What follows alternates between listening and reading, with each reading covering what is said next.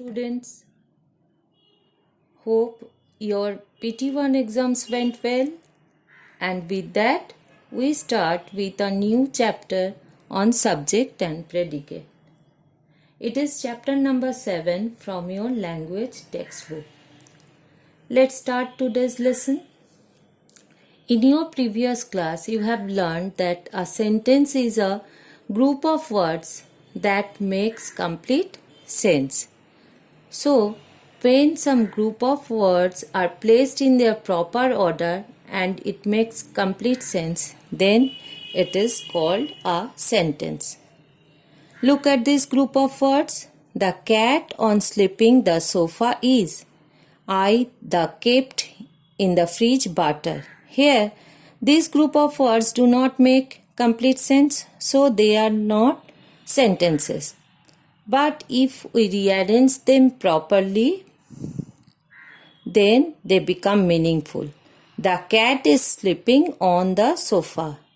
I kept the butter in the fridge. Now, they are meaningful, so they are called sentences. Now, see the definition of a sentence. A sentence is a group of words which makes complete sense. All sentences begin with a capital letter. They can end with a full stop, a question mark, or an exclamation mark. So, we should remember 3 things about a sentence. First one is the words in a sentence are placed in their proper order so that they makes complete sense. And number 2 is we always begin a sentence with a capital letter. And number 3 is we can end a sentence with a full stop or with a question mark or with an exclamation mark. And now look at this group of words.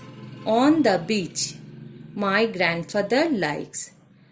Now these group of words do not make complete sense, so they are not sentences. But if we add more words to them, they become meaningful. They form sentences. Say this, we built a sandcastle on the beach. Here we add we built a sandcastle. Now it becomes meaningful, so this is a sentence. Second one, my grandfather likes to read. Here we add to read. Now my grandfather likes to read become meaningful, so this is a sentence.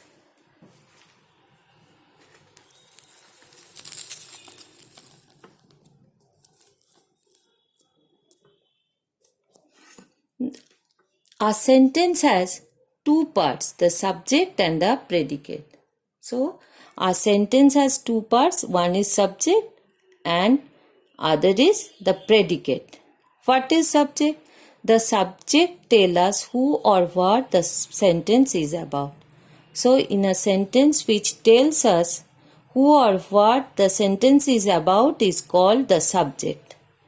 And what is called predicate? The predicate tells us something more about the subject. So, in a sentence, the portion which tells us more about the subject is called the predicate.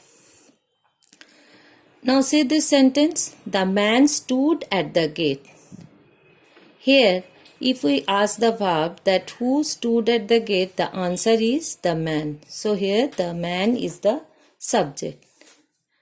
And the remaining part of the sentence is predicate. Stood at the gate is the predicate. Some more examples are, the chef is cooking pasta and chicken. Here the subject is the chef and is cooking pasta and chicken is predicate. The prisoner was jailed for 10 years. Here the prisoner is the subject and was jailed for 10 years is predicate. Tom Hanks is a well-known actor. Here Tom Hanks is subject and is a well-known actor is predicate. The car is driving at great speed. Here, the car is subject and is driving at great speed is predicate. The subject usually comes before the predicate, but sometimes it may come after the predicate. Generally, the subject comes before the predicate. Means it is generally placed at the beginning of a sentence, but sometimes it may come after the predicate, or it can be placed at the end of the sentence. Here, the example is under the table lay a book. Here, which one is the subject? A book is the subject, and lay under the table is predicate, but the subject here is placed at the end of the sentence. So, generally the subject is placed at the beginning of a sentence, but sometimes it may be placed at the end of the subject. The predicate always includes the verb. The predicate may also be of just one word. Examples: the beggar ate, the children play.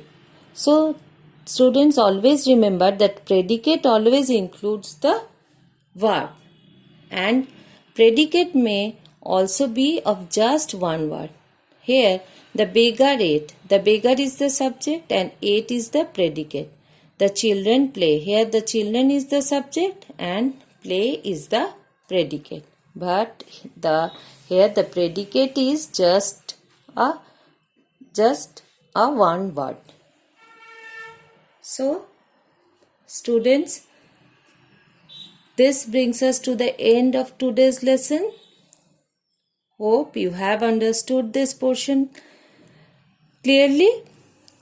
Keep learning. Bye, students.